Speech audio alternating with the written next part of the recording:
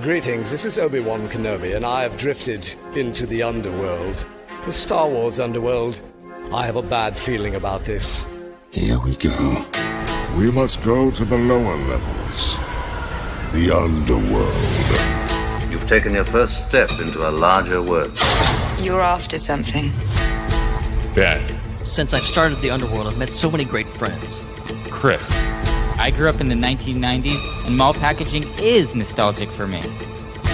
Dominic. What I love most about Star Wars is that it's fun, and it's all-around good times. So, this is where the fun begins.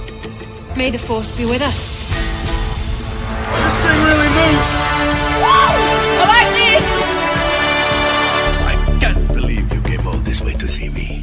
Why am I not in the intro? I gotta come up with a snappy line. Well, hello again, everybody, and welcome back to the Star Wars Underworld podcast, your weekly source for all the latest breaking Star Wars news, reviews, and discussion. And this week on the show, we're going to catch up on all the things that we missed while we were talking Bad Batch and Tales of the Empire. That includes a new trailer for The Acolyte, the announcement of a new Lego Star Wars show, The Phantom Menace was in theaters. If you could tell me 10 years ago that we'd be doing a show where we were catching up on trailers, announcements of a new show, and a Star Wars movie being in theaters, I would not believe you. I would not believe you. But that's where we're at these days. And here for it. 100% here for it. We'll also be celebrating the announcement of a sweet partnership. This is news. I am excited to find out what this is. And stay tuned to the end of the show. We'll try and catch up on some of the questions. But again, there's been so much, and there is so much stuff that I'm thinking next week might be the week we catch up on the questions. I'm just going to throw that out there. I think next week we do a massive. They're not. They at this point they don't believe. At this point, they're like, yeah, sure, guys, sure, whatever you say. You'll answer our questions one day. Look, wink, wink. Like I said, look, we had the finale of one TV show 2 weeks ago. We had the entire run of another TV show last week, and in that time, like I said, they announced a new Lego Star Wars series. They put out a new trailer for the next prestige live action drama, and all the while a Star Wars movie has been in theaters celebrating its 25th anniversary, which is bonkers to say. So yeah, there's been a lot of stuff on the show. We can't cover everything in 2 hours. I'm sorry. So questions, either some this week or all of them next week. We'll see where we get to with all of this. But please keep sending in the questions, super chats, Discord, all that stuff. It's a fun time, and we will answer them, and we will give them the time that they deserve, because we will give you, the audience, the time you deserve. Anyways, introductions are in order in case you're new to the show or you've forgotten who we are. My name is Dominic Jones, and with me, as always, is the founder of the Star Wars Underworld, Ben Hart, the Star Wars guy. Wow, that was impressive. Very impressive. Wow. So I wasn't expecting that. Yeah, so this is we've got a lot going on this week. We've had a lot going on for a lot of weeks, and in 2 weeks we're gonna have more stuff going on because the Acolyte will be here. I wanted to throw another wrench in the gears really quick.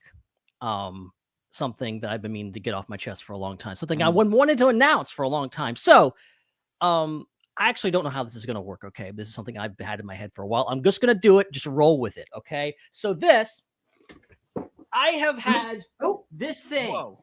Oh, right. For 9 years. Ben, 9 years. Tell the audio audience what you're holding up. I'll get to that. Okay. This is the 2015 Force Awakens version of the Lego Millennium Falcon. Nice. And I have had it. I got it for Christmas in 2015. I haven't built it yet. It's still in bags. Oh, wow. Things. I've been looking for the proper opportunity to build this thing.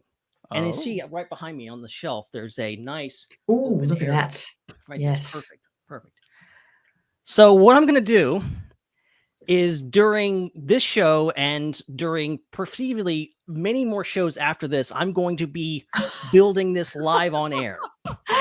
You're joking. And I will give you periodic updates. If anybody in the chat wants to know how the Millennium Falcon is going, they can ask me. I am someone who generally just like, I need to do something with my hands while I'm doing this. So why not? Why not? Yeah. Or why actually, that's not a rhetorical question. Why not? Because this is kind of nuts, if I'm being honest.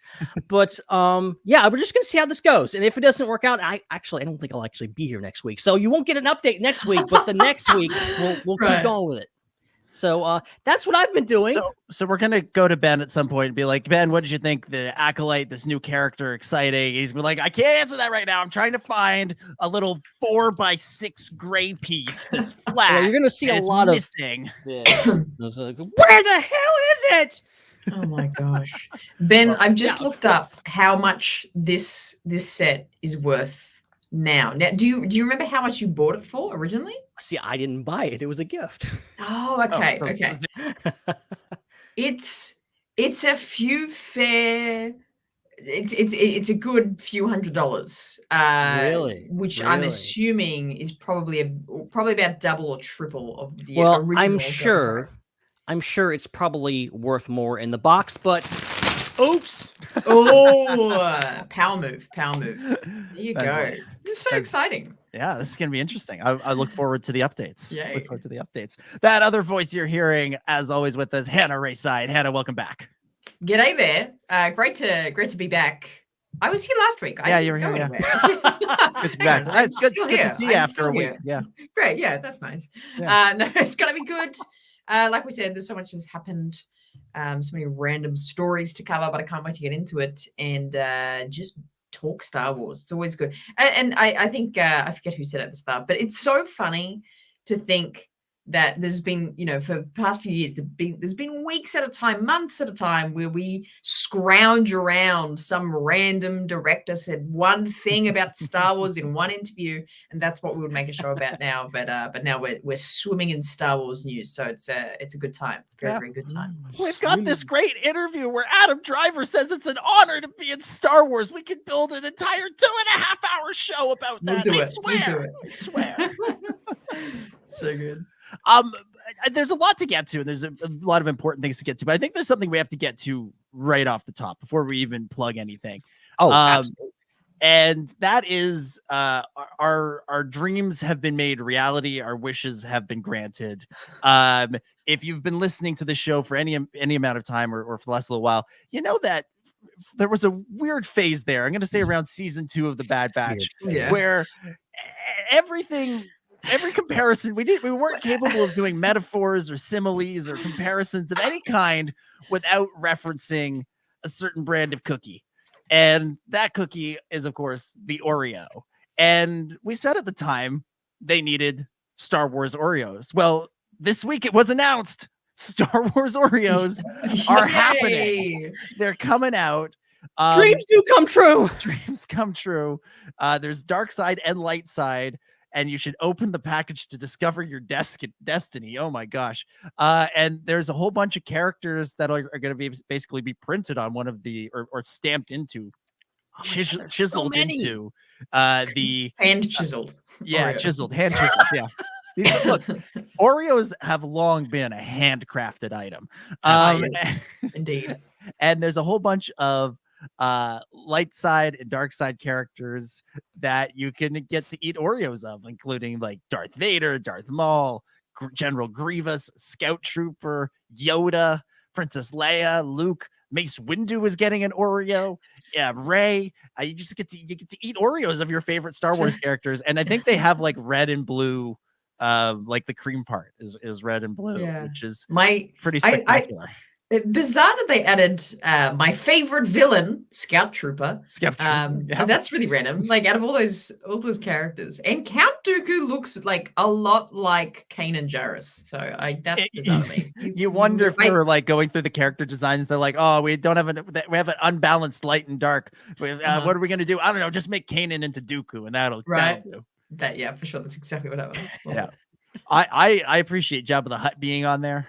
I think that's a good call. C-3PO looks weird. I'm just gonna say the C-3PO one looks strange. Yeah, it looks super bizarre. There's a few of them are a little weird. Like Jabba actually looks like Jabba's got a moustache as well. He does kind of. Yeah. He does kind of.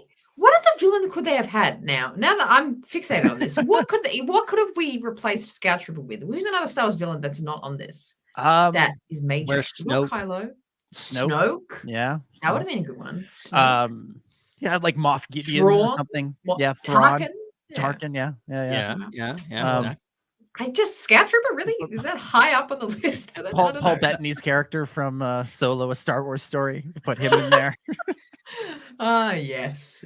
Or you know what? We should have had the like head of the mines guy from the Benny episode of the Bad Batch. Yeah. The soup guy that took all the food from the kids. That guy, he's the ultimate villain. The real bad guy. Legendary. The famous bad guy. Yeah. Isn't that or like, I don't know, the droid that wouldn't sell 3PO the fruit in the Evil Plans episode of the Clone Wars? or better yet, as Morgan. Come on. As Morgan. Morgan should have been on Missed here. Opportunity. As Morgan, man. Missed opportunity. They got to do another round of these that are just like the obscure one-off villains, like the soup guy, As Morgan, characters like that. I got another one. Lockdurd, the Neomoidian that was in one episode of Clone Wars season 1, who shoots that fiery missile to the Reamers. That guy. Yeah, the George Takei Neomoidian. Yeah, you could do that. Oh man.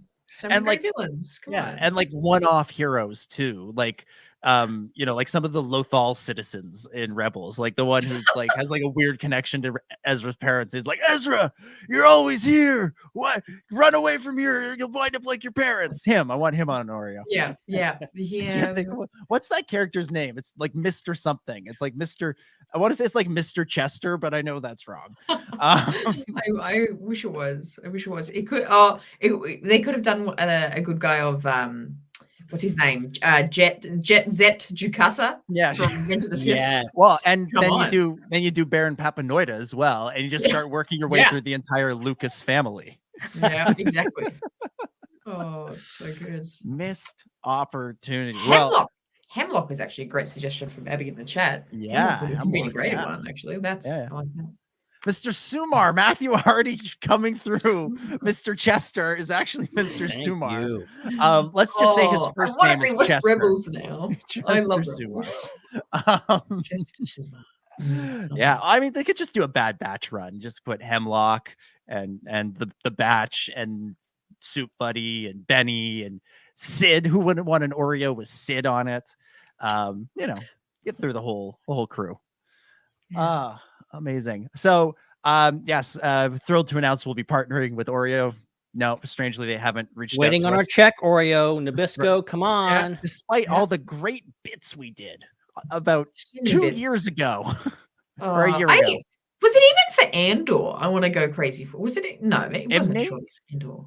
Was Andor? No, Andor was in Andor and Tales of the Jedi were on at the same time. Honestly, it may well have stretched from Andor. Because there was another food that we liked that we talked about. It was Oreos and something else. Always been pancakes.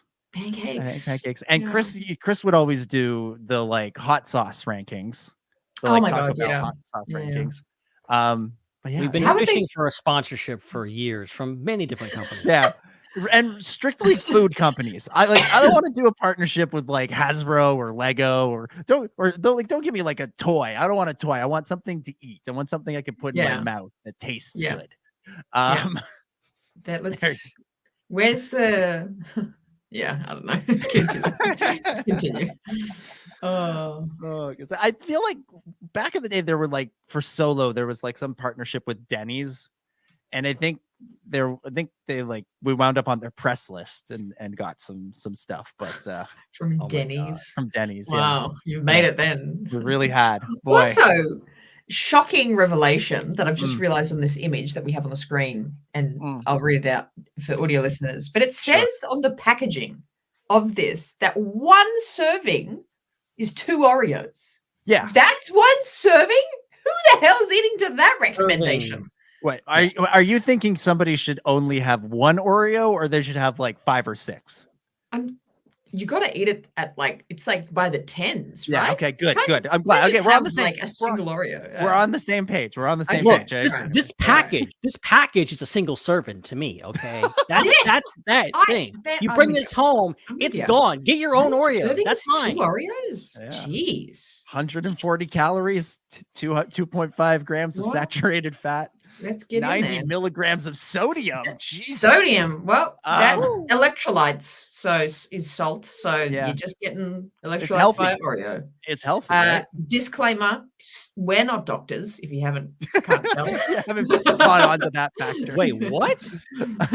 Don't listen to our advice. Yeah, don't take our advice. I will say the art. I'm gonna say the art on this package is a little, I don't know. It's interesting. I can't decide if I like it or I don't like it. There's a few of the characters I'm like, Was there a Boba Fett Oreo? I believe there is. Yeah. Yes, there is. Yeah, Boba Fett Oh, Oreo. Yeah. Boba Fett. Yeah. Yeah, interesting choice. No prequel characters. Yeah. Or- Well, Darth Right. Maul. Darth Maul's on there. Oh, well, Darth Maul. There's no prequel characters on the Previous. light side. But there's a couple of prequels on the left side. There's Darth It's a Maul. prequel looking Yoda in there. Yeah, you know. Also, R2 and 3PO. Fun fact in the prequel trilogy. Thank you. Ben's Thank you for that, connection Ben. corner. Connections in the corner. Don't know. Are we gonna do Ben's Oreo corner next? Oh my I think God, that's the next We have one. to taste it. Also, Don't but I don't know if this is an international thing. I think this is only a US thing, if I'm not mistaken. So Ben, I'm gonna nominate you to be the merchant for us. Yes, please. Yeah. You're gonna have to June send us 10th, these. June 10th, Yeah. I will be confiscating and smuggling Oreos to I'm everyone. sure you can just send Why them. I'm June sure you can just 10th? pack it up. Because that's when they come out. Oh, okay. I didn't realize. I didn't realize there was a date I did on the this. research I on this. realized- Okay, I'm invested. Excuse me. Okay. In our show notes, Ben has linked to a story from a website called Men's Journal, and I got that far, and I'm like, I'm not reading any more of this. It's really funny. It's so good. There we go. All right, Oreos, love them. Excited. I can't wait to eat them on the show. We'll just have a whole like segment where you just listen to us chew. It'll be great. All right, let's before we get too far in the show, let's plug a few things like subscribing to this. If you want more Oreo analysis, subscribe. Punch the subscribe button, Chewy. You'll never miss an episode. Subscribe on YouTube, Apple Podcasts, Spotify, wherever you get your shows. During the live show, you can super chat with us. We'll add that to the Ask the SWU segment that we'll either be doing this week or next. You can become a channel member. You can that's another way to support the show financially. And if you're listening on an audio podcast means, you can subscribe and review. That helps us out. Join the Discord, the Star Wars Underworld Network Discord. There's all sorts of fun stuff going on in there.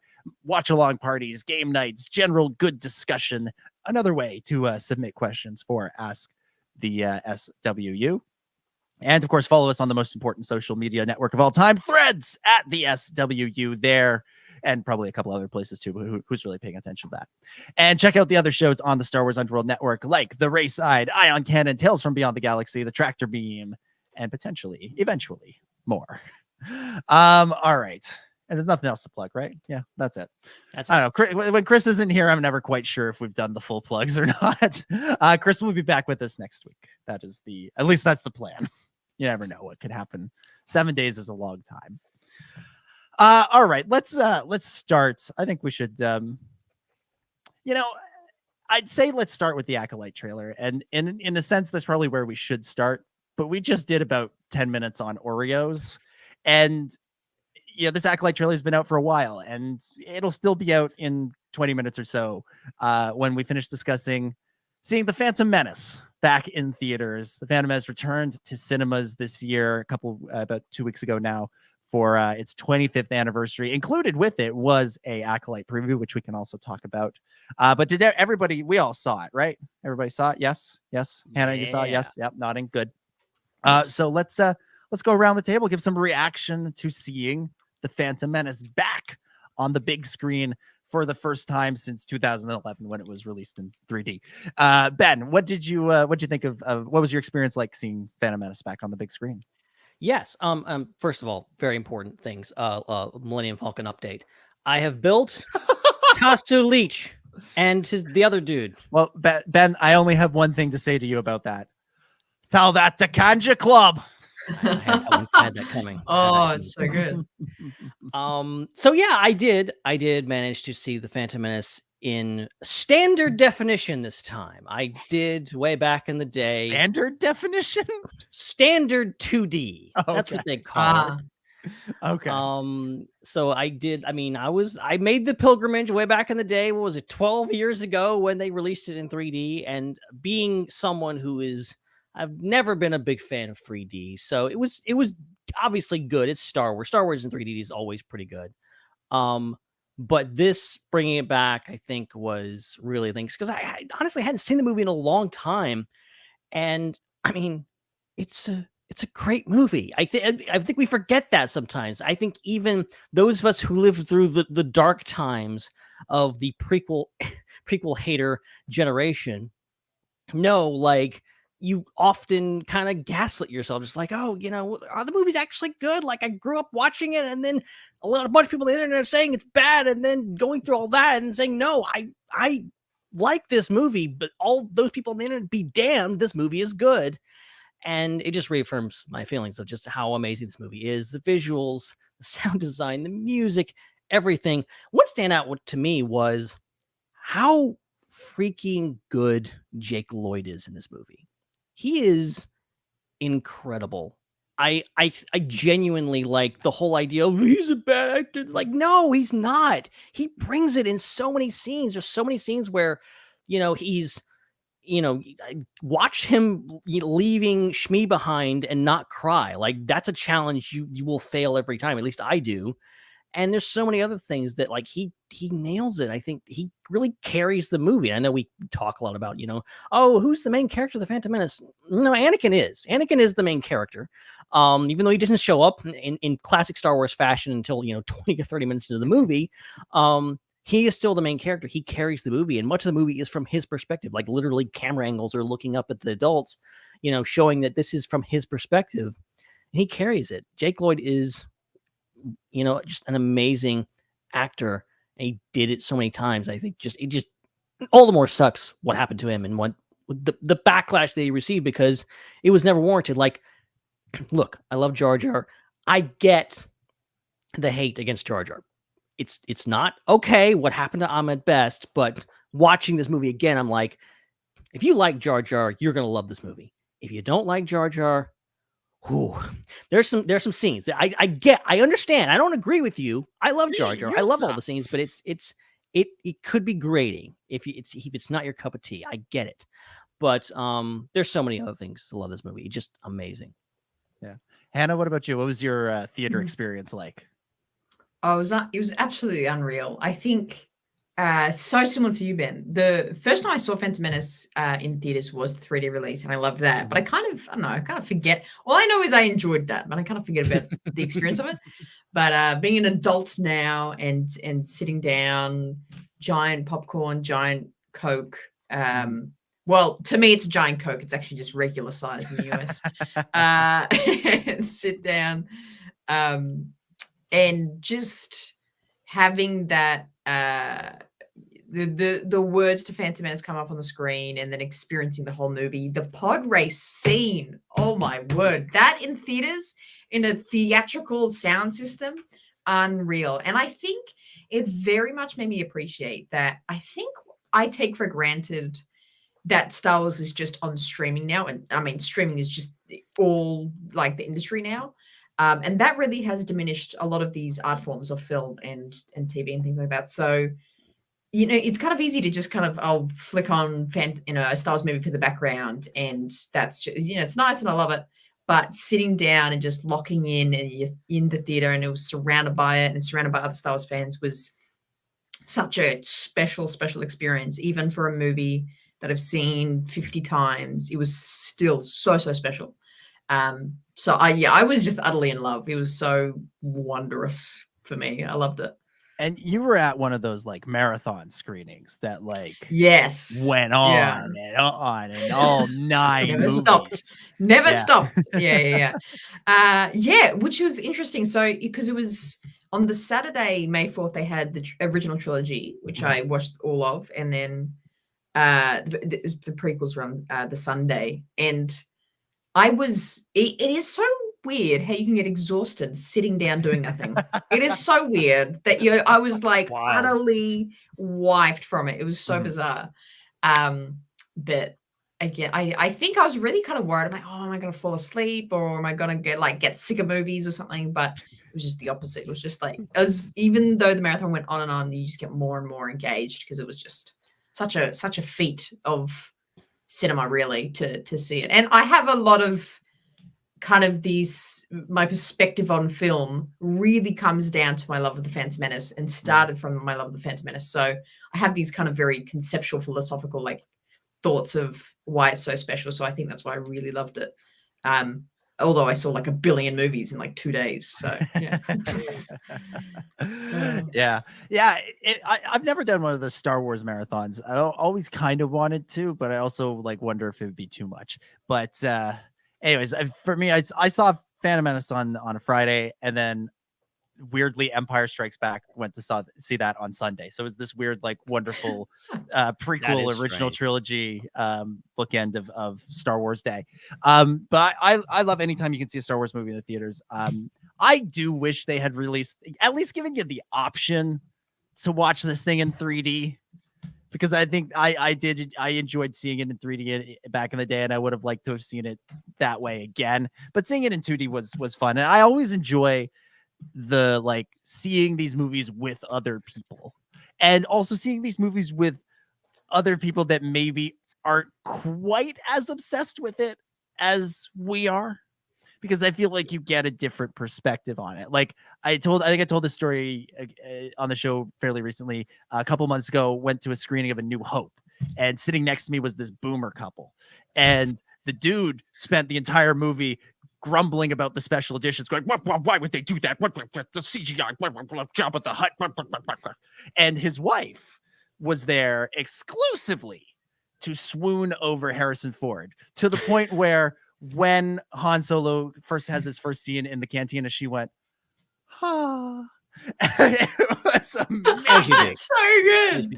It was amazing. So I love that. So Phantom Menace, obviously it does draw more of a intense Star Wars loving crowd than, say, A New Hope or Empire or one of the original trilogy movies would, or the new films when they're in theaters. But you get a more broader section of the audience, and it illuminates things that never quite stood out to me as anything special previously. And one thing that the audience made me very aware of through their laughter was how cold Qui-Gon can be to Anakin and Shmi, because Anakin's like, did you come here to free the slaves? And Qui-Gon's just like, no. And the whole theater bursts out laughing. And I'm like, I've never thought of this line as funny before, but I see it. That is fascinating. Yeah. And then later when he's talking to Shmi and he's like, I didn't come here to free slaves.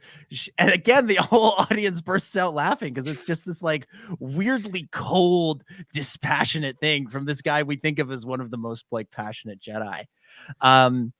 And I don't always love it when people yell stuff at the screen in a movie. Cheering is good, and laughing and celebrating along with the movie is good. But when people are trying to get their bit in, trying to be funny, but someone did have somebody did have a great line in this screening where Palpatine, right at the end, Palpatine says to Padme, he's like, "Together we shall restore peace and sanity to the Republic." And someone at the back of the theater goes, "Lies." That's so good. I was like, that's pretty good. That's well pretty good. So it was great fun that way. It's funny, Hannah, you said you were worried about falling asleep and you really enjoyed the pod racing section. Well, I can tell you that I discovered that the pod race is a wonderful time for a nap, because I kid you not, I fell asleep right as Jabba is spitting the frog onto the gong to start the race. And I woke up to Foden Bean going, "Skywalker wins!" I'm like, oh, that's my God. I literally it's the loudest part of the movie. I know. How did you what? what? I was like out cold for that entire segment of the movie. Like I don't remember like half waking up for a second and seeing something go by the screen. Yeah. I was just like blink and the whole section was over. Not a commentary on the pod race. I love the pod race. I've seen it many times. I enjoy it every time I see it. Just a commentary on how tired I am. Yeah, I was in the same boat. Like I hadn't slept very much at the moment that I watched The Phantom Menace. I wasn't nearly as rested, and so I went in and it's very relaxing. Like going in, you got a comfy theater. The theater, even though it's loud, it's very quiet. It's very and you're watching a movie you've seen 1,000 times. It's very just like, okay, I can. But when I got to the pod race, I started feeling sleepy. I was like, no, damn it, I am not falling asleep in a Star Wars movie in a theater. I did not. Well, good. I applaud you, Ben. I applaud you. You're a better man than me. Ironclad will. Yeah, great stuff. Of course, they also included with the Phantom Menace was a preview, an extended preview for the Acolyte, which weirdly was after the movie. Wait, did your light stay on after? Yeah, they came on. I was like, what the hell? My question for Lucasfilm, Disney, the theater chains, all that stuff is why? Why after? Put it before. What are you talking about? We had it before. We had it before, though. Oh, come on. Because you're in the upside down and everything is backwards there. Yeah, so we actually watched The Phantom Menace backwards as well. Yeah, really? It's this great movie. It starts with the parade and ends with a blockade. Yes, the parade, and the Nubians and the Gungans and the Naboo split and they hate each other by the end of the movie. And there's this crazy moment where this guy Qui-Gon comes back from the dead. It's like, whoa. And he gives a boy over to slavery. Wow, it was horrible. Much darker in reverse. Amazing. Oh, the dark twists, the dark side of the Phantom Menace. Oh, okay, so they put it before. In Australia, which for us, smart, which makes sense. Yeah, you remember when they re-released Andor, right? Or when they re-released Rogue One in the lead up to Andor, the Andor preview was before the movie. It made sense.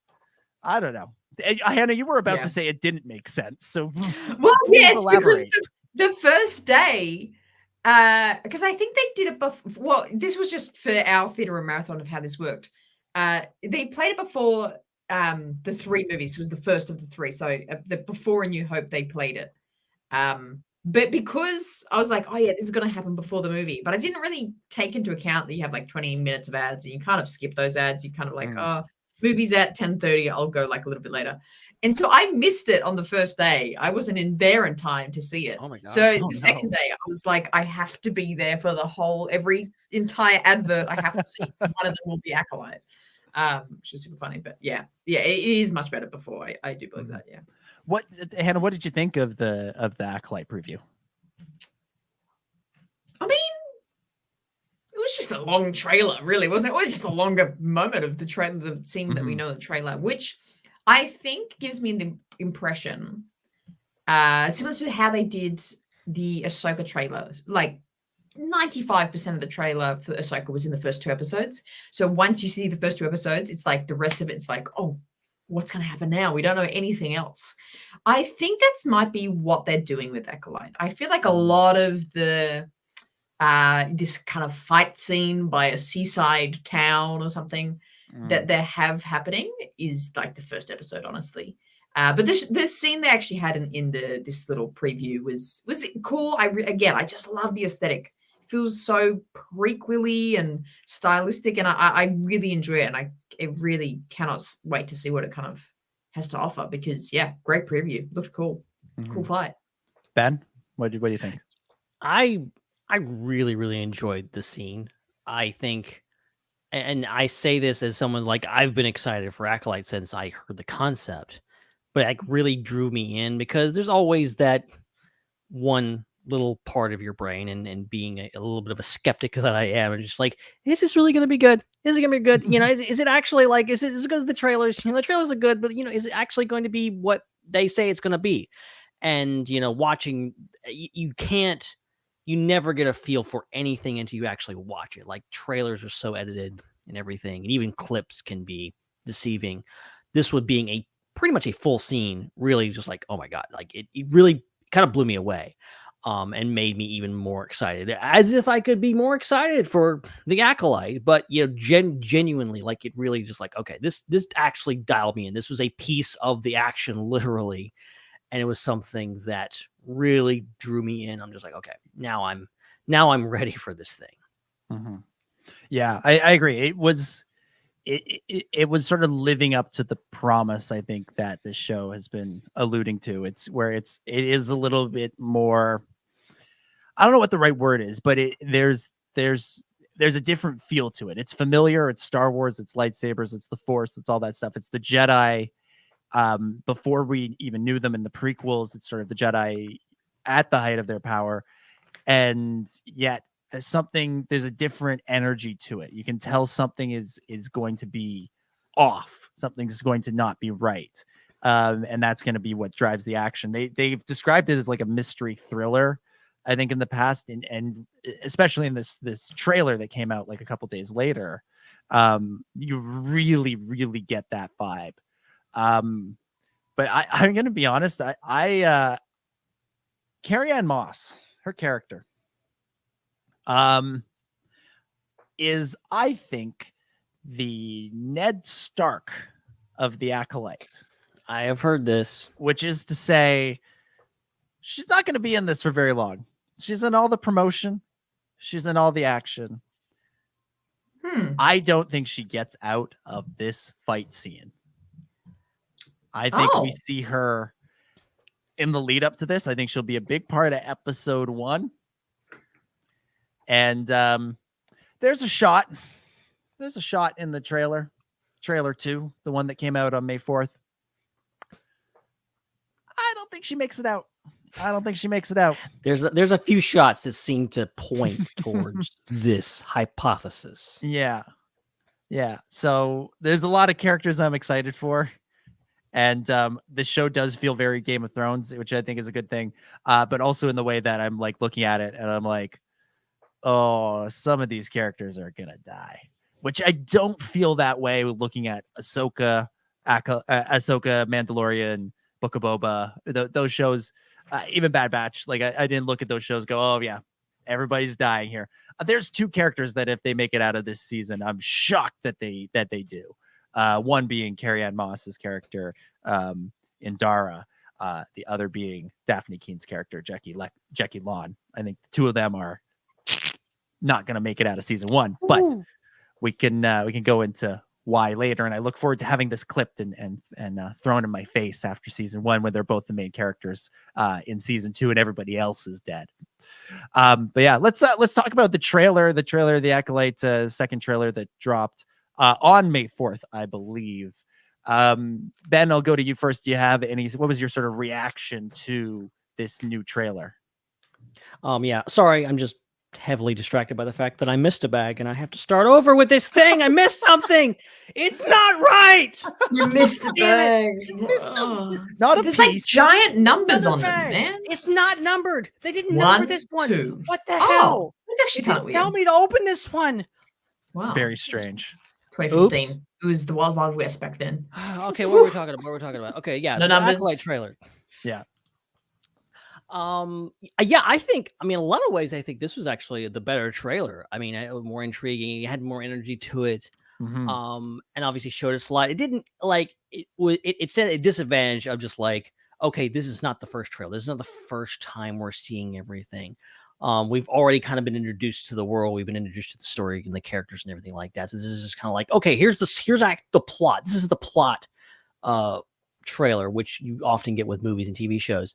And just with that, it's just great. I think a lot of great dialogue. Again, felt better. It felt like, okay, this show is I like the look and the feel of this show, like the way the characters talk and everything. Getting more along those lines, I think, is great. And it's just a great thing. There's a lot of really good, intriguing moments. A lot of you have that but pieces of lie, and you're like, what? He said the thing. He said the thing. That's intriguing, and it makes your mind race. And a lot of stuff in here that's worth talking about. Yeah. Hannah, what about you? What'd you think of this new trailer? Yeah, I just echo all these things. I think, we could be on a cusp of something really new with this show. We've had this past 5 years era of Star Wars, the Mandoverse, experiencing that, kind of exploring slightly different stories within this kind of genre of and genre and also just time period of Star Wars. I'm just so excited to have something that is quite different, which is interesting because I think me 12 months ago was like, I hate that this is another time. I don't understand what the hell. And like, I was really uncomfortable. Maybe I just don't like change. I don't know. It's more reflective on me as a person. But now I'm like, oh, this is a great time period. This could be really interesting. And because I remember that article or story that came out ages ago, probably about a year ago, saying, oh, it looks like the Acolyte might be it's probably going to get multiple seasons. And I think I've loved what we've gotten. I really enjoyed Book of Boba Fett. I loved Kenobi, like Ahsoka. I love the variety, but I think there is a little bit of validity to how diverse and broad things have gotten. So the idea that this show could really narrow down, like have multiple seasons, and this is like a long-standing thing. Wow, I got all this just from this new trailer. I'm really excited for, and I think just the new trailer, it looked sick. Again, I think it just comes back to this. I'm getting more and more excited because these trailers are really interesting and they're really, really cool. Lots of lightsabers. I think I'm kind of going to get a bit geeky about that because there's just so much lightsaber action. I just love that. So yeah, so keen. It looks great. What's the character's name? Is it Sol or Joel or something? It's Master Soul. They haven't Master given Soul. him a first name. If he has a first name, Chester. Chester Saul. Everybody's name is there Chester. You go. If you don't know, it's Chester. He looks great. I can't wait to see him. And interestingly, I have never seen Squid Games. It was one of those things. None of us have seen Squid Games. Yay! High five! Yeah, we haven't seen a thing. Yeah. Wow. Let's make a club for this, guys. Yeah. But yeah. So I actually haven't, and I haven't seen him in anything else. But he looks like a really cool character. So super keen. I'm lightsabers. Let's go. Yeah. To the lightsabers point, I've said this before, and I'll say it again because why not? Like this is the sort of show. If you'd said, "Oh, they're gonna make a Star Wars TV show," this is the sort of thing I would have had in my mind. It was Jedi and dark side users and that sort of thing. And it's honestly very surprising to me that it's taken this long. I sound like Chris. It's taken this long to get to this point. Because we've had all these shows and it's Mandalorians and bounty hunters and rebel leaders. And yes, there are Jedi characters. We've had Obi-Wan Kenobi and we've had Ahsoka, but these are, there's only one Jedi or there's two Jedi. Like it's very limiting. It's a very sort of original trilogy-esque idea of what the Jedi are, even with characters that originate in the prequel era, like Ewan McGregor's Obi-Wan and Ahsoka. It's just there's just one Jedi or two Jedi out there on their own trying to figure out in a imperial or post-imperial galaxy. Here it's like, now this is the Jedi Order. This is the Jedi Order. This is what they were like. This is what they were up against. These are the challenges they faced during their time. And that's really interesting and really exciting to me. And it's the Jedi. We've seen their downfall. This is like just before the sunset, right? Their time is ending. That they're not long for the galaxy at this point. There's been 100 years left, which in the grand scheme of all of time is not that long.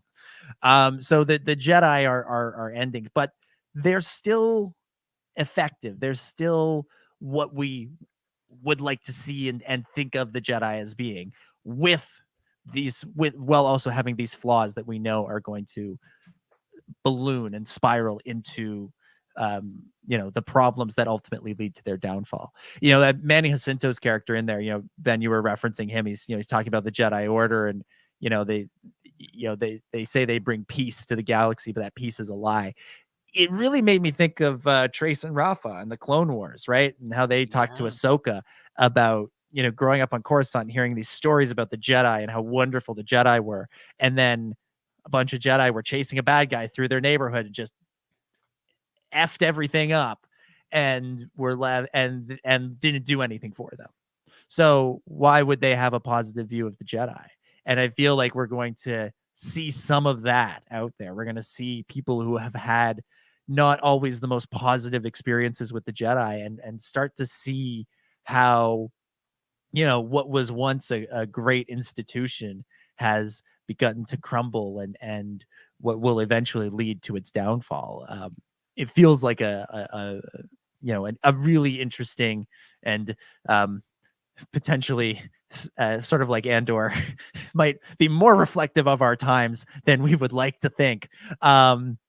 But it does feels like a really feels like a different sort of Star Wars show than what we've seen. And that's not an insult at anything that we've seen. I think it's good to have variety.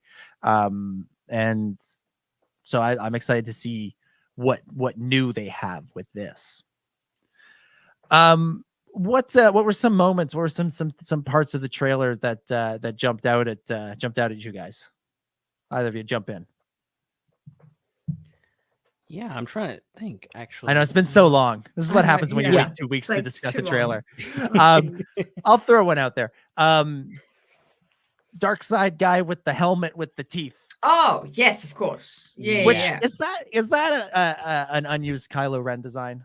Because I feel like I've seen that somewhere before, and I feel like that was in like a Art of the Force Awakens thing, where it was like, this is the Jedi killer that became Kylo Ren. I will say, as cool as he looks, like my knee-jerk reaction upon seeing him for the first time was, really? They're really doing a masked Sith character. Like they're like doing something that's is not even the mask. It's like it so invokes Kylo Ren and Darth Vader and so many other masks that we've had, through canon and Legends.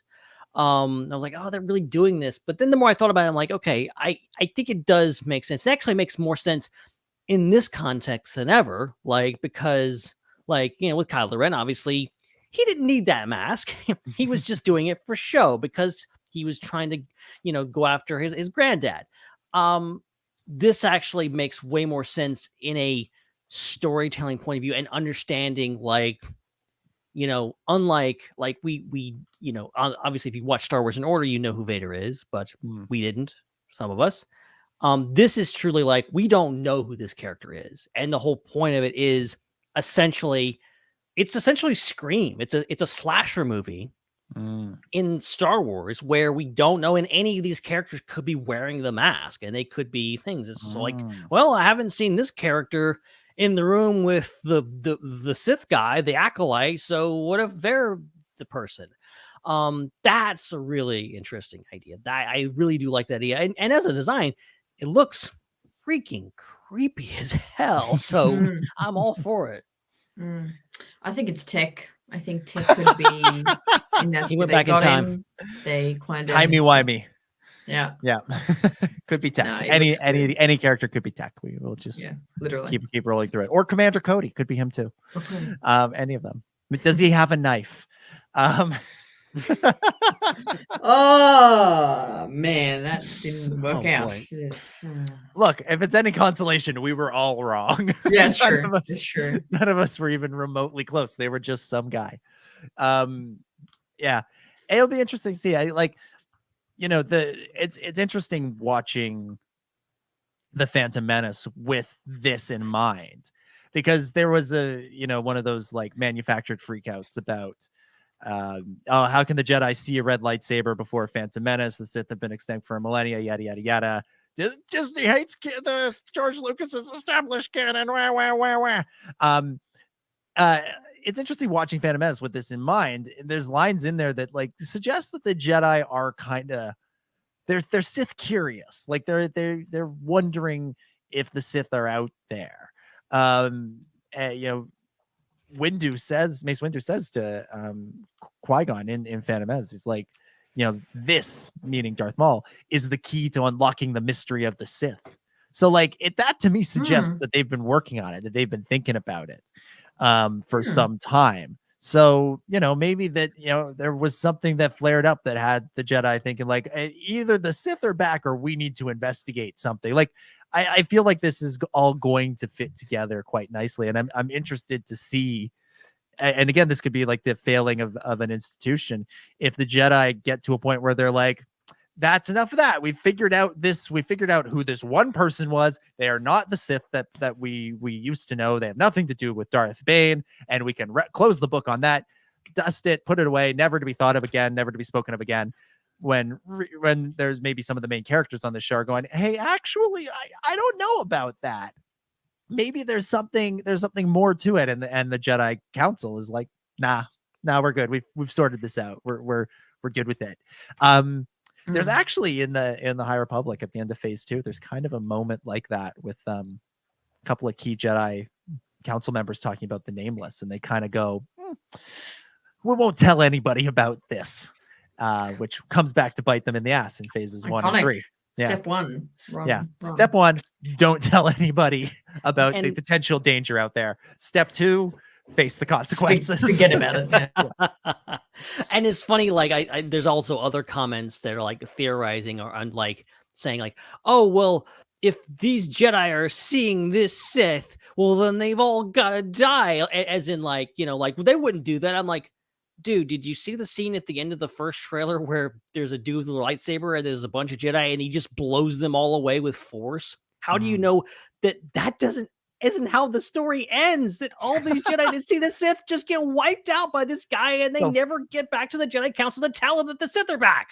Which sounds like, they could never do that. And then I would say, have you seen this movie called Rogue One, where all the characters die? So I'd say it's very possible. I think more likely is some sort of failing of the Jedi than they just all die, but you never know. you never know for sure. I'm also really curious. There's a scene where Dean Charles Chapman's character, I can't remember what his character on this is called, so I'm just going to call him by his Game of Thrones character, King Tommen. His eyes go all black, and he seems to be like possessed, and something's going on there. I want to know what's happening there. There's some real Force culty, Night Sister adjacent stuff. What is it happening. Is it that witch group that maybe I thought is involved in that some way or somehow? Yeah. I saw a quote from Leslie Headland recently where she was talking about like the Clone Wars' influence on the show, and she talked about the Night Sisters being a big influence. And even though there aren't exactly Night Sisters in the show, their influence is still going to be felt, and some sort of like take on the Force, some sort of version of the Force, or people using the Force in a way we're not used to. It's very Night Sister. That's basically what Night Sister magic is. And so this version of it that makes King Tommen's eyes go all black. Pretty interesting. Yeah. Well, and there is this moment in the trailer. It kind of they've been teasing it through interviews and stuff like that, but it seems to confirm obviously that like May and Soul, they have a connection. He says, I trained her, but then you have the connection to the witches, where you see them, like you see the witches, and then there's the young May meeting with things, and he gives his lightsaber, this whole idea that maybe she was from that coven, and she went to be a Jedi, but then she left for some reason, and now she's on the run, been accused of things. And there's another trailer where she's like all fugitive, I didn't do it. Yeah, well, and one of the other Clone Wars episodes that Leslie Headland said was a big influence on her was The Wrong Jedi. So like that whole like Ahsoka arc, which is very, Ahsoka goes all fugitive in the sequence in there where she jumps out of the thing. I didn't kill my wife. I didn't, Anakin. I didn't say that. What are you talking about? So there's like they used the phrase mystery thriller to describe the show, and it really has that feel to it in this trailer, I think in particular, and with everything else that's coming out around it, whether it's commentary from the showrunners or the showrunner, or just what we're seeing on screen in the trailers and the TV spots. Yeah, it's cool. The trailers are, I think it's one of the better trailers we've gotten. Was pretty exciting. I love seeing Vernestra Rowe in there, getting her moments in the sun. Getting a line too. Getting a line, yeah, for all the High Republic readers out there. That was pretty exciting. That was pretty fun. Go ahead. I think Mm-hmm.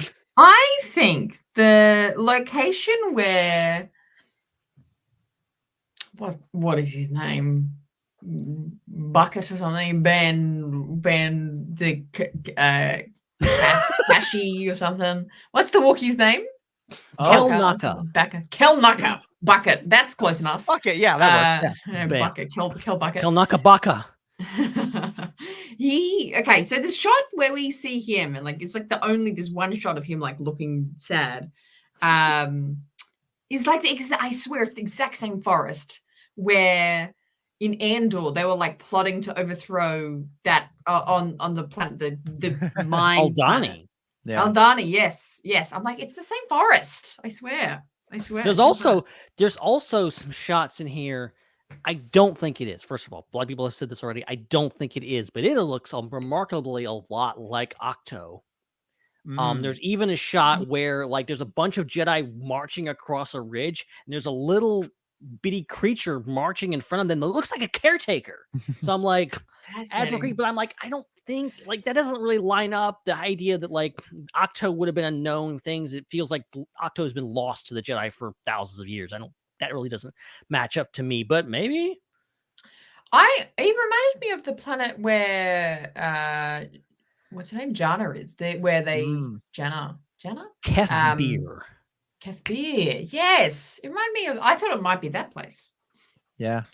Well, so Acolyte was filmed in the UK. So it's very possible that they went to some of these locations that they've been to before. Yeah. I was just looking at the Wikipedia page about the Acolytes. It was primarily filmed at Shinfield Studios in Berkshire, but there was some location filming at Brecon Beacons National Park, which is in Wales. There's as well as some in Portugal.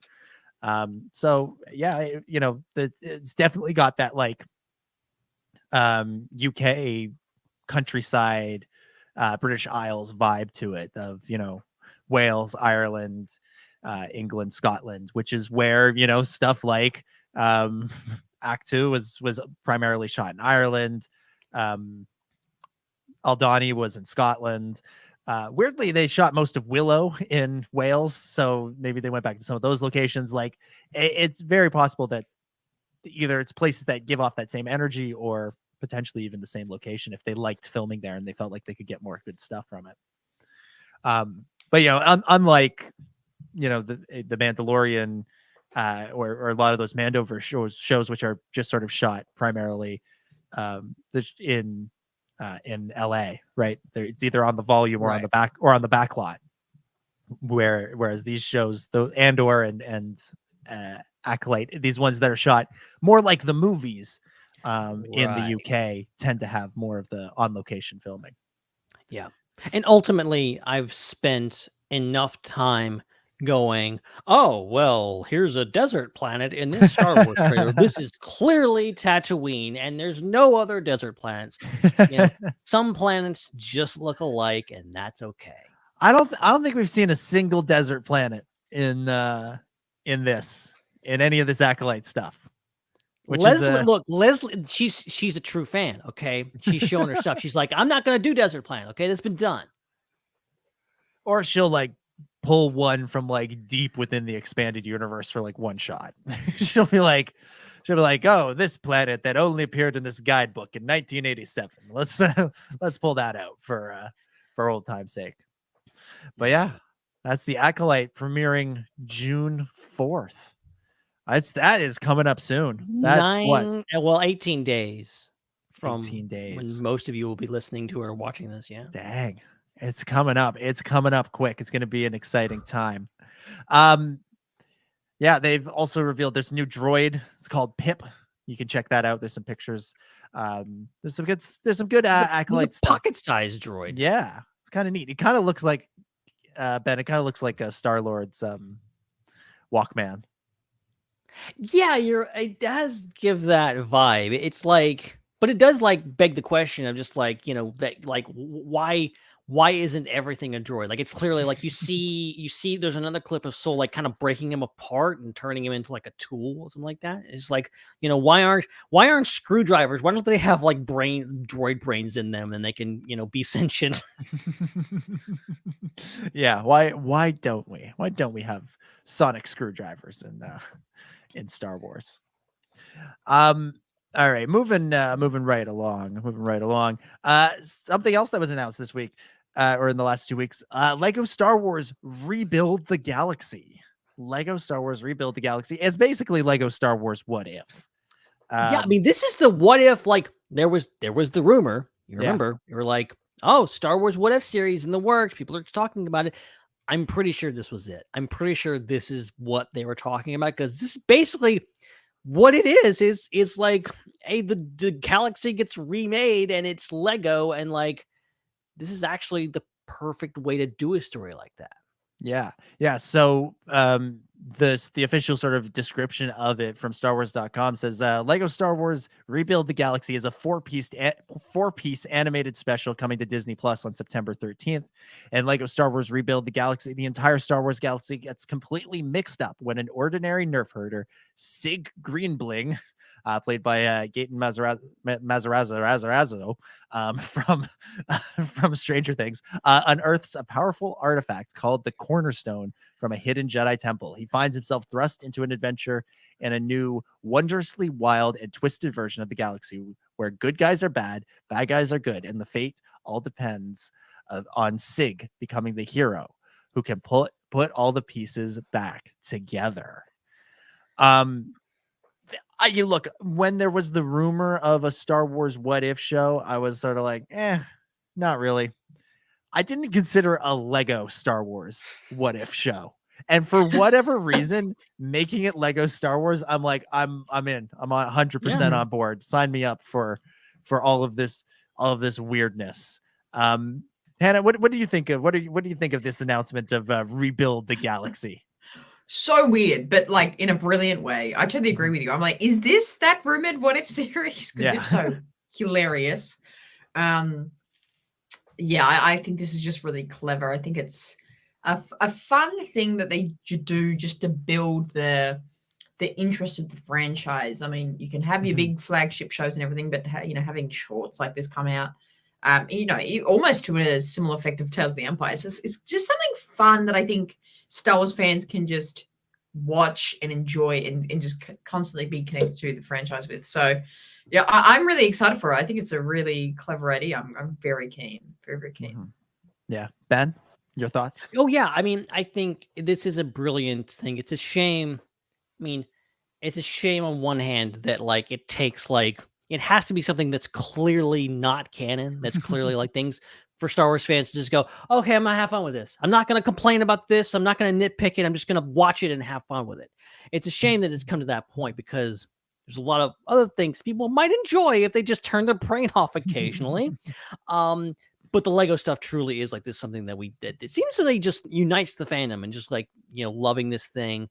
And I think, I agree. There was some weird implications of like what if Star Wars series could do to the Star Wars fandom.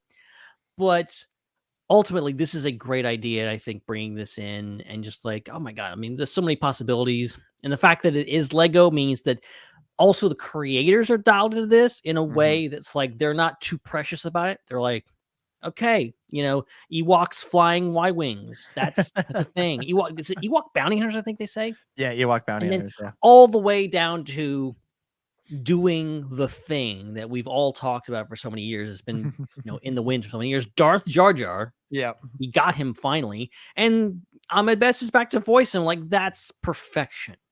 Yeah. It's pretty great. And the Lego stuff has been so good in the last couple of years. Like all those like holiday specials, the Christmas one, the Halloween one, and then the like summer vacation one, they've all been really good. Like the Christmas one is still, I think, the best one, but all of them have been pretty fantastic, and they've all had this kind of what if vibe to them. The Christmas one had the Kylo Ren teaming up with the Emperor and Darth Vader, sort of around Return of the Jedi time. The Halloween one had all sorts of craziness. Luke in the Empire, Darth Maul fighting General Grievous, all that stuff. The weird Christian Slater as Ren of the Knights of Ren storyline. I forgot about that, man. Yeah, they've done this kind of before, and they've done it well in a way that's sort of funny, but remains true to the characters in kind of a wink at the camera, tongue-in-cheek Lego kind of way, and that feels right for something like this. I'm looking forward to really looking forward to seeing it.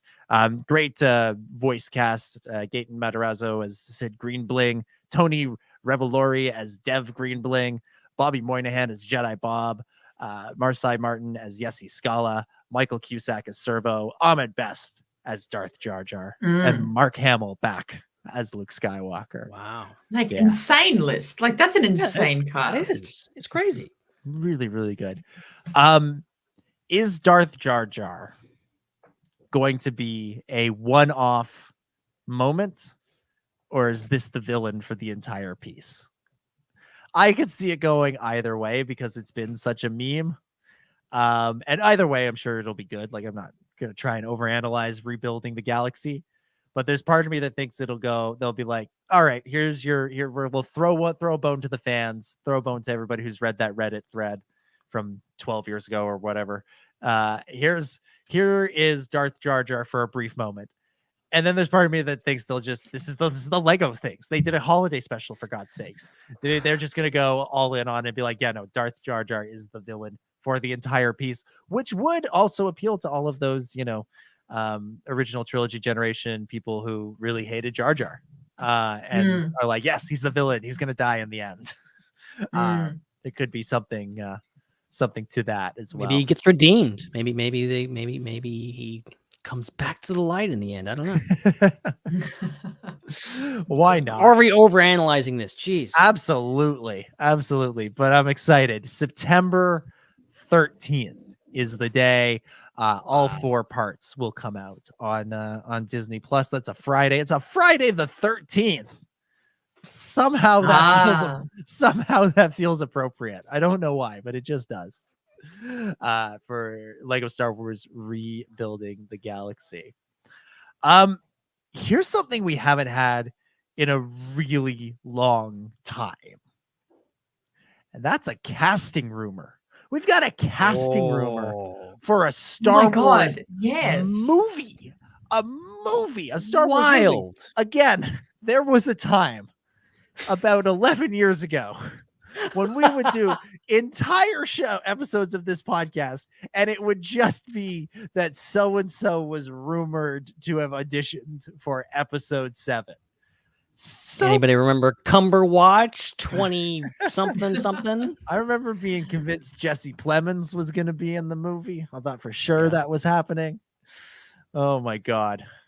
Yeah.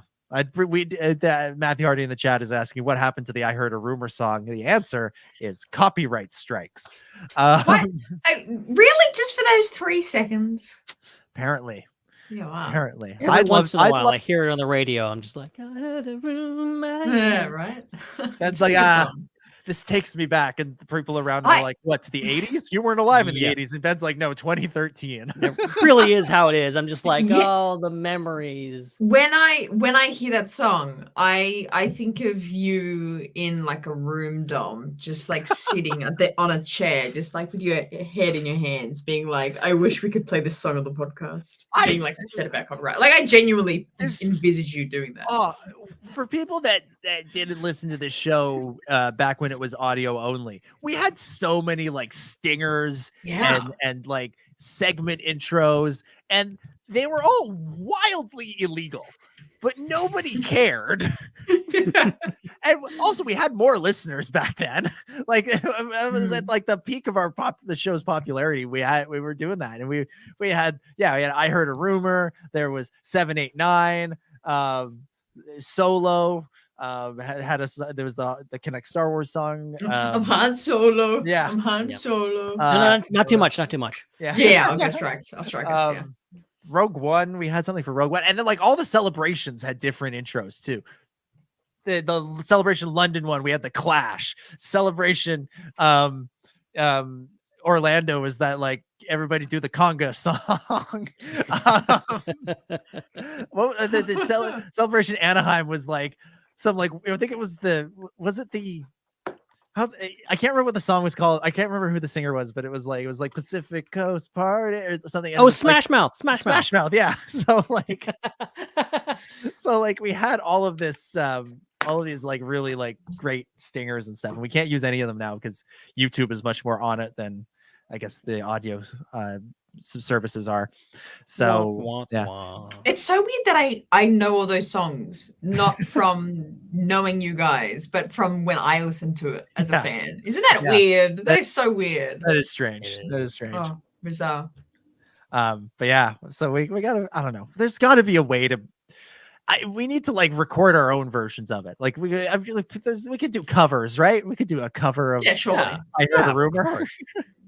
Would it be as good as Bananarama? Who's to say? But why not? We could try it out.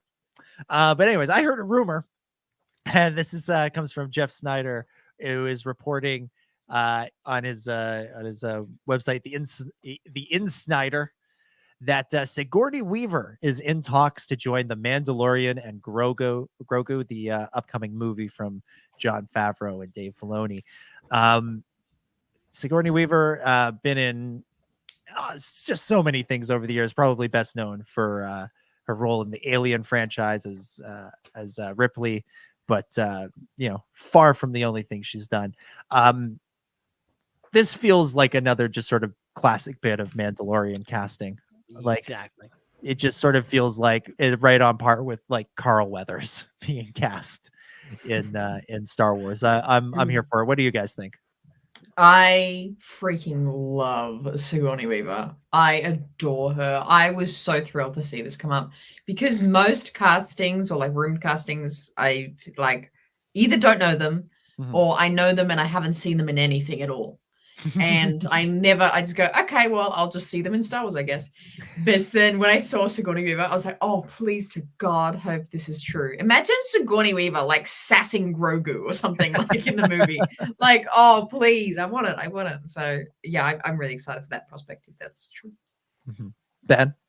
Yeah, I mean, it as you said, like it feels right. It feels exactly what Jon Favreau would do, like grabbing these classic veteran actor and kind of putting them in a role. Like the only question is like how big of a role they will be. Like she could be anything. She could be, a Pelimoto type. She could be a Moff Gideon type. Like we don't know. Like she could be the main villain. She could be the quirky sidekick. Like we have no idea.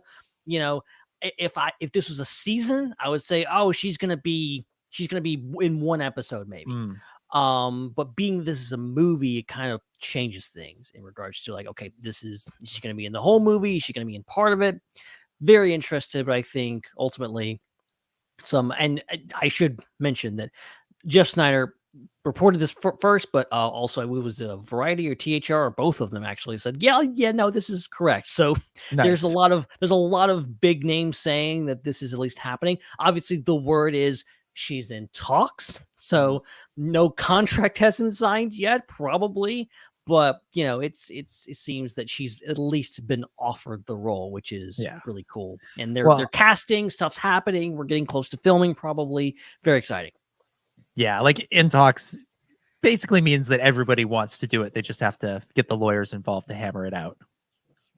I have a crazy theory. Okay. About this movie, but also it's more about when like it coming out. I think, and I'm a little worried about it because it might be a little rushed, but I reckon they're going to really push for this, unless this is already said somewhere, for the May 2026 slot. Yeah, right. Yeah. I reckon that they will start filming in like the next few months. They'll film for like 9 months. They'll edit for 9 months. And then like post-production will be 9 months, and then they're going to try and release it at a quickly turned around next Star Wars Celebration in 2026 in America.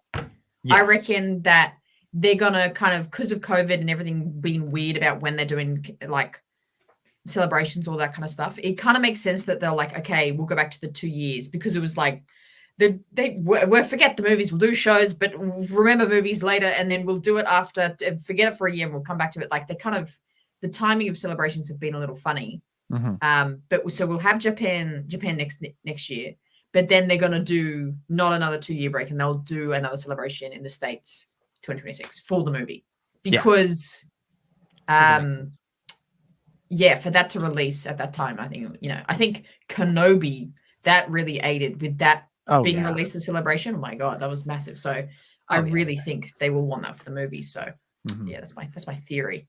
We're not going to wait that long for another celebration. I'm with you 100% on that. The celebration 2015 that was in Anaheim, it was, I think, April 2015. I think the original plan was to have episode 7 ready for May 2015, to keep the sort of Star Wars in May tradition going. And it wouldn't have surprised me if there was like a plan to do like the premiere at Celebration. Some sort of thing like that. And because the celebrations have generally been in the spring or summer, and then the movies come out in December, you get there winds up being a big gap, and Celebration sort of served as the kickoff for a lot of the anticipation for the movies rather than sort of the final destination.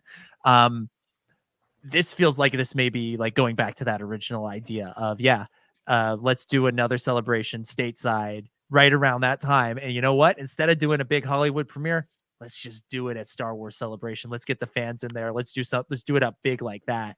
And they're already trying stuff with some of these big conventions to, where the conventions don't just take place at the convention center anymore. They're recognizing that the big events of these conventions need to be in bigger venues.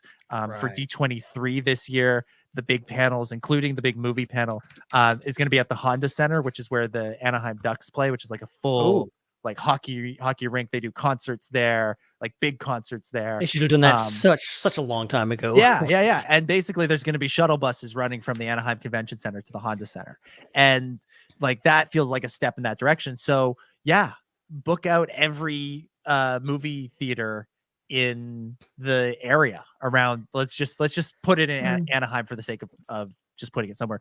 Book out every movie theater, have a bunch of big rooms at the convention center, take over the Honda Center, take over Angel Stadium, like get these like big venues up and running, and then just do a big worldwide premiere of the movie for everybody who's there that wants to attend, and just let everybody see it that way. Like, do that as like the first day of the convention. Like instead of doing a Thursday, do it then, or instead of like do something like that. Because I think there's a desire to do something like that. I can imagine the buzz. Like think about like just the buzz that was generated in 2022 when they're like, hey, guess what? We're doing the Kenobi premiere here tonight. Think about like the buzz and the excitement that was there. I think about again going back to 2015 at San Diego Comic-Con, Chris and I went to that panel, the Force Awakens preview panel, and it ends and J.J. Abrams is like, guess what? Everybody in this room, everybody who attended this panel is going to be given a wristband and is going to get up, leave this venue, leave the convention center, walk down the street to the outdoor concert venue, and we're going to do a live Star Wars concert for all of you there. So like they've toyed with this sort of thing before. Why not do the world premiere of the return to cinemas for Star Wars at Star Wars Celebration for your core, your base audience? Yeah. And I think and we kind of talked about this when the movie was announced, of this is a a very tactical choice for Disney and Lucasfilm because it's like the name of the Mando and the Mandalorian and Grogu is such a staple for general audiences, and that has been a really strong focus for them to try and get in more general audiences. And so to absolutely emphasize the hype for Star Wars fans for this movie and create that experience of it, I think would trickle down into the general, because if you got, I still don't know the numbers. Like, how many people attended Anaheim Celebration? Like, what's that number? Is that like, what is that? 40,000 people? I don't know. 10,000? It was like I think 60. I think is what 60. Jeez, yeah, wow. Like That's if you have, I don't know how you show 60,000 people regardless, but it's like if you have 60,000 people going, I just had the most mind-blowing Star Wars movie experience on this weekend, telling a group of 5 friends, like I'm saying very simple concepts here, but I think it'll just trickle down, and they want this to be a big hit because you're right, it's the big triumphant return of Star Wars to cinema for like 7 years. So I think they'll need to make it big, and I think it needs to be a celebration. Yeah, it'll be the word of mouth kind of thing, and yes. Go ahead. Because my other thought is with the other kind of launches, like they had, like the Anakin episode of Ahsoka in theaters.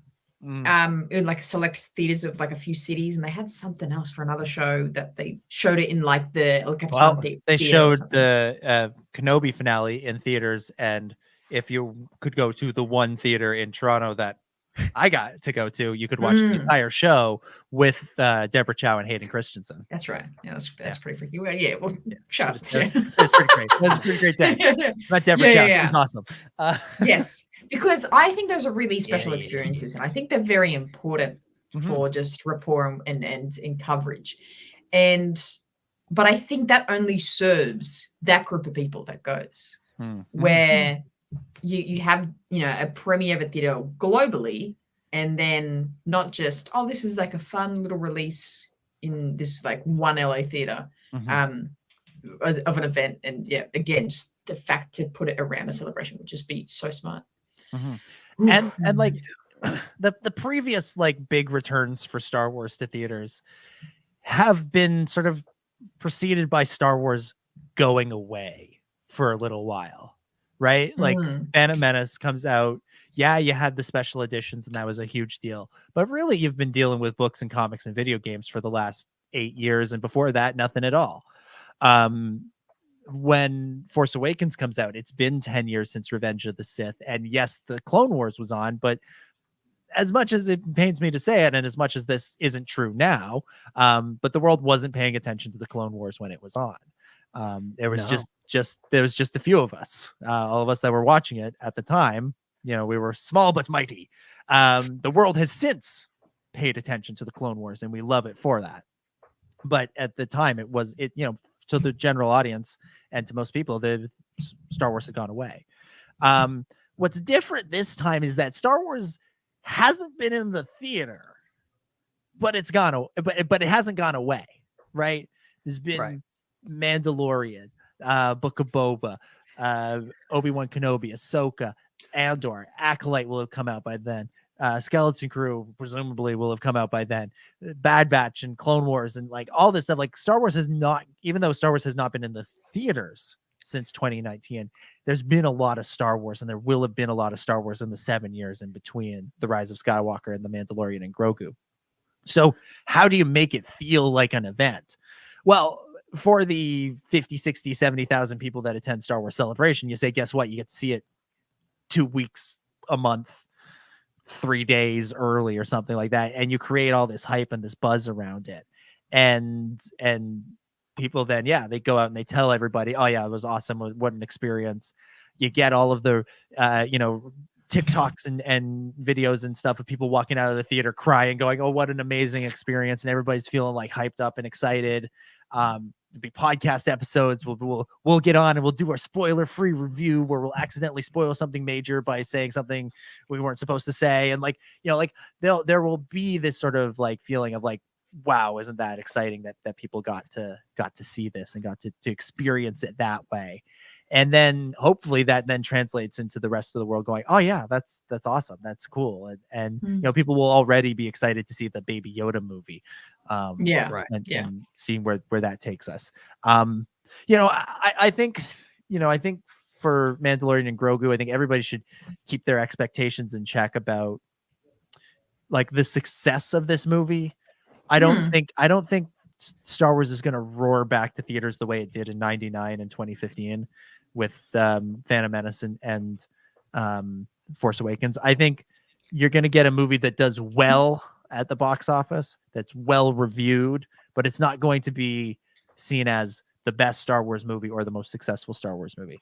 But it needs to just be the first, because they've been real gun shy for the last several years, ever since the run of Last Jedi, Solo, and Rise of Skywalker spooked them with the divisive response to Last Jedi, the nobody going to see Solo, and then Rise of Skywalker just kind of not pleasing anybody, or I won't say that, but just I loved it. I really like Rise of Skywalker, and that's great. No, no, but like Rise of Skywalker, good for you.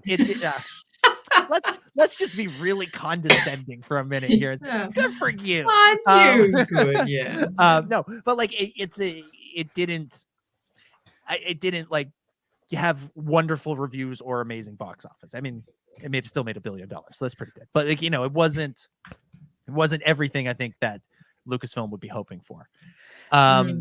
So I think they're gun shy after that series of 3 movies, and they need just something to get out there and be good enough. And you know what? I love Jon Favreau. He makes good enough movies.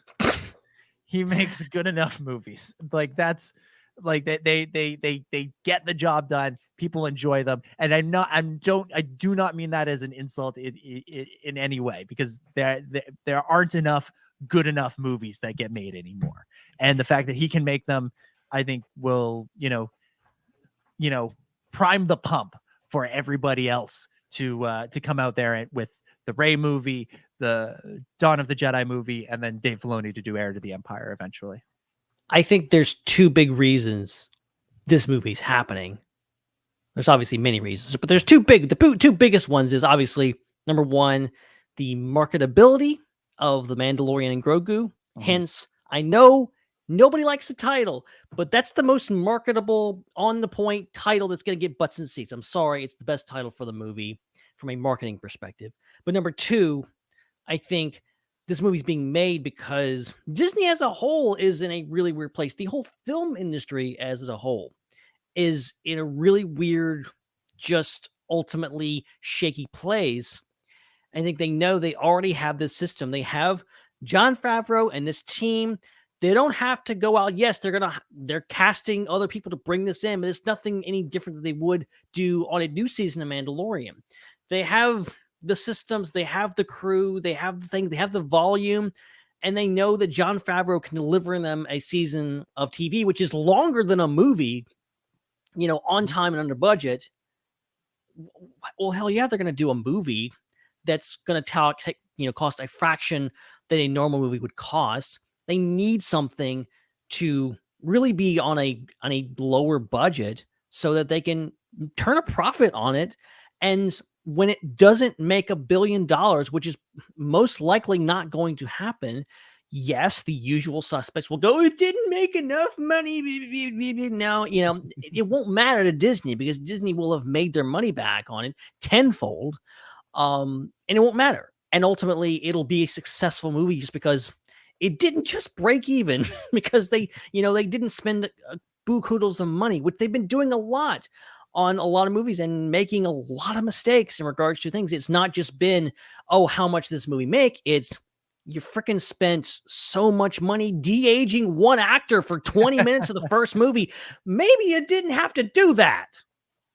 I'm looking forward to them just CGIing Pedro Pascal's face onto a different actor because they couldn't get Pedro to actually commit to doing this movie. So we'll have fun with that. That's where the budget's going to go for this one.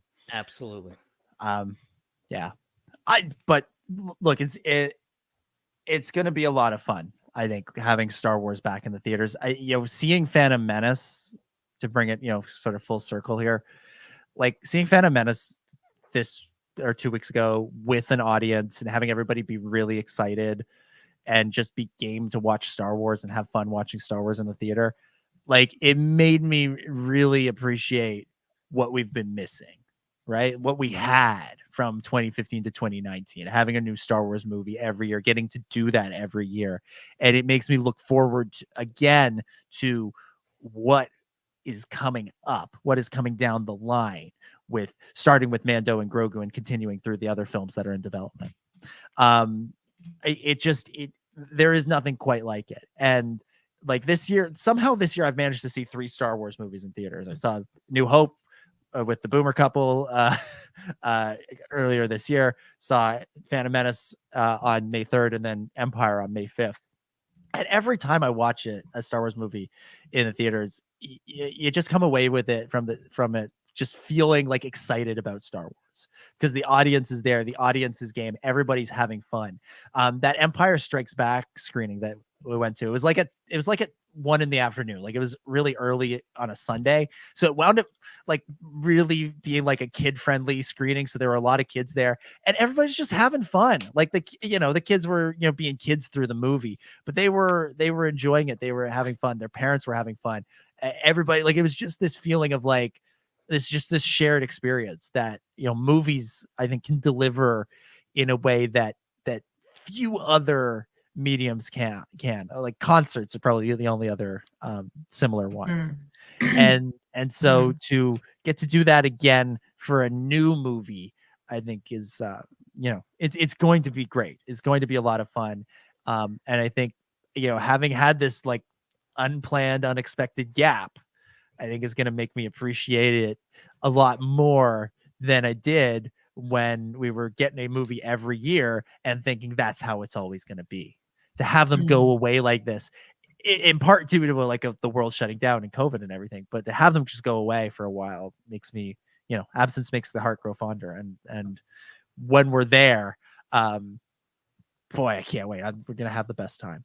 Yeah, I've said many times that, like, I've loved this little mini era of Star Wars where we've just gotten TV shows. Like, I think many of the shows have been equal, if not surpassing, the quality of a lot of the movies, and I've enjoyed them immensely. But one of the things that has been missing is the communal aspect, and not just going out and seeing it with family and friends, like just getting in a giant room with a giant screen. And I've had amazing experiences watching movies with complete strangers, and it's an amazing thing. And being able, you can't, it's hard to, you can't bottle that up, you can't describe it. And so, yeah, that's something that, like, ultimately, that's what's going to come back. That's what I'm looking forward to, is like, not just like, oh yeah, Mandalorian and Grogu are a big thing. No, Mandalorian and Grogu with people, with other people in a room together. We couldn't even fathom that when it first came out. Yeah. And if it's at Celebration, even better. Come on. Even better. Yeah, I just want an excuse to come back over there, really. That's really what I'm hoping for. And not be sick. And not be sick while Celebration is happening. That would be nice. Yeah. We'll work on that. The only thing I remember of the second day of Celebration, I slept 18 hours in one day on that Friday.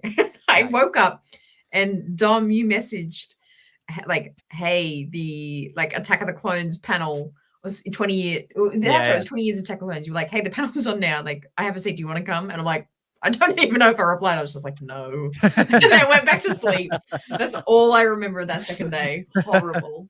Yeah. It's like, yes, of course I want to go, but no, yes. I feel like crap. So no. I think I said that. Like, what's even worse is I had worked my connections to get us all reserved seating for that. So we didn't even have to wait in line. Oh my God. So I literally, like, you could just walk in. You wouldn't even have to fight the line. But yeah. You were terrible. Like, you were just something, I don't know, something happened to you that just that was messed the worst up big time. Sickness I've ever had. And honestly, the rest was better for you. I'm sure you've watched that Attack of the Clones panel since then, and I have, understood how wonderful that was. But the rest was Thanks. genuinely better for you. I'm pretty sure to this day, I don't believe iPop happened. I don't think that was real. In my feverish state, imagined me playing guitar with Din and like Ben singing in a mic to some of the words, and like it was weird. I was like, I definitely dreamt that, like 100%. That's not real. Oh, I still, I think that was a communal fever dream that we all shared. That was, wasn't it? Yeah, I don't. It didn't actually happen. It was a mind palace. That's one of those ones that sometimes I'll explain that to somebody, and I'm like, while I'm explaining it, I'm like, how was this real?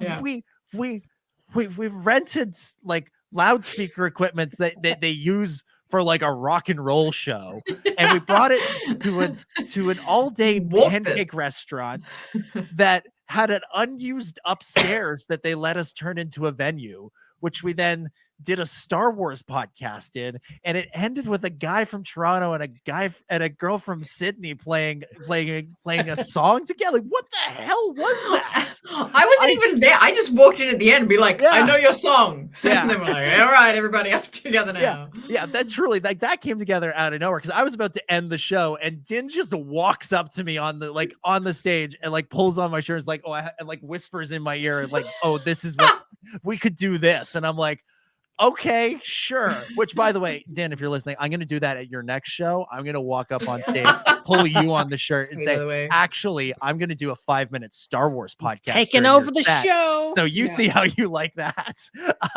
But it wound up being like the one of the highlights of the whole thing. So incredible. And with that little trip down memory road, I think we can begin to wrap things up for this week. Thank you, everybody, for listening. We will be back next week, and we will get to all the questions that have been submitted. There are some terrific ones in here.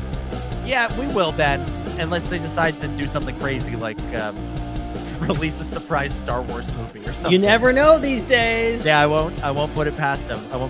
So submit your questions, get them in on Discord. If you're listening live, submit a super chat in the next 2 minutes, and we'll save it for next time. We'll go through them all, because there's some good stuff in here. I look forward to going through and answering all those questions. So do tune in next week, same time, same place.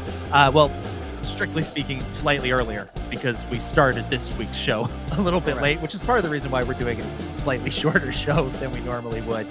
So 9 p.m. Eastern, that's 6 Pacific, on the Star Wars Underworld YouTube channel. Tune in live, and then, of course, we'll be available for you on your podcatchers, on your audio feeds for Friday morning. Ben, thank you, as always, for hosting. It's been great. Here's a check for you. Here's what I've got. Oh yes! Wow, that's all you've done? Oh, that's all. Excuse me. That's all. That's what you've got to say for this masterpiece. I'm so mean to you. I'm so mean. Ben, it looks like you've made a crossing guard sign that you haven't painted red yet. Oh my god. Yeah. It's a lollipop sign. Yeah. It's starting to take shape. You can see the little forward mandible here and stuff. Yeah, it's there. I can see the little thing. Yeah, it's interesting. It's it's considering I had to get to a certain point and then completely unbuild it and then rebuild it again, all while doing this show. Classic Lego. This has been an adventure. This has been an adventure. That good. As I said, I'm confident that I don't think I'll be able to make it next week. So you guys have a great show. In my absence, I will point you in the direction of my other podcast, IPC. We do not have a new episode up yet, but we just celebrated 10 years of podcasting on that show, and we are hard at work on something really, really, really special. Probably a giant 2-part thing. We haven't quite decided yet. We also have to get our schedules to align. So that's been a lot of fun. But ultimately, it's been a pleasure. Definitely at IBC Podcast on socials, and we'll talk to you guys in 2 weeks' time.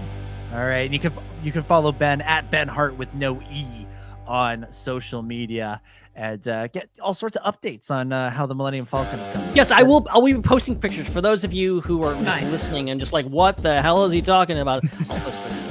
Post pictures, nice. Hannah, thank you as always for hosting. You want to plug what's going on the Raeside? Yeah. A bit of random stuff happening. I'm just kind of biding time until Acolyte, but some fun videos and projects coming out. Just this morning, I posted a 30-minute, one of my longest videos ever, a 30-minute video of me debunking 1-star reviews of Phantom Menace. And I just rip into these hilarious reviews of angry Star Wars fans. The highlight of that video, I think someone refers to Jar Jar as Jar Jar Butt Monkey, as like an insult. I don't even know what that means, but yeah, he's like, oh, what about Jar Jar Butt Monkey? And I'm like, oh, okay. Descriptive, great. Wow.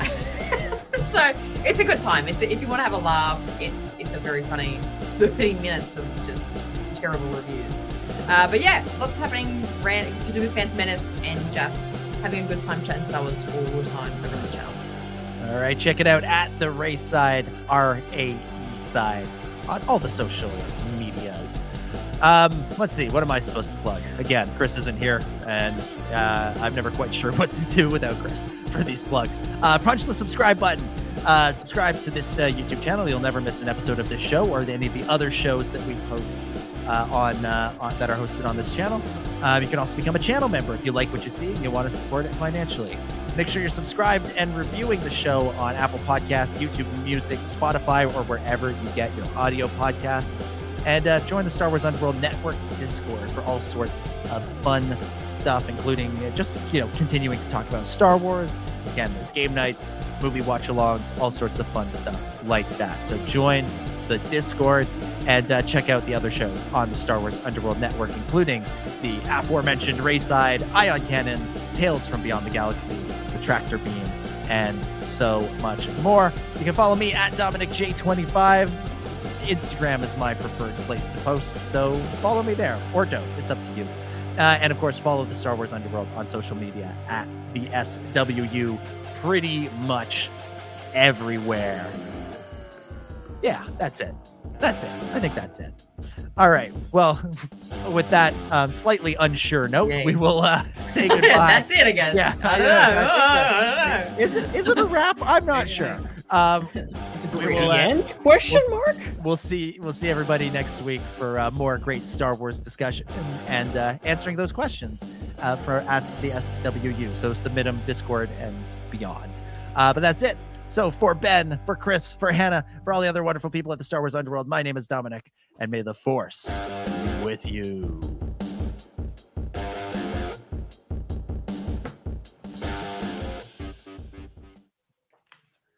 Since we've been talking about Phantom Menace, I'll just point out we still have this weird graphic. Oh, awesome! That is awesome. I don't know why we still have this, but it's here. We don't use that enough. How do we not use that ever? I don't know. It's just incredible. It's just sitting here waiting to be used. That's for the next those Lego. listening. It's Jar Jar Binks' head on Dwayne The Rock Johnson's body. That's the next Lego special there, right there. There you go. Buff Jar Jar. It's a wrap.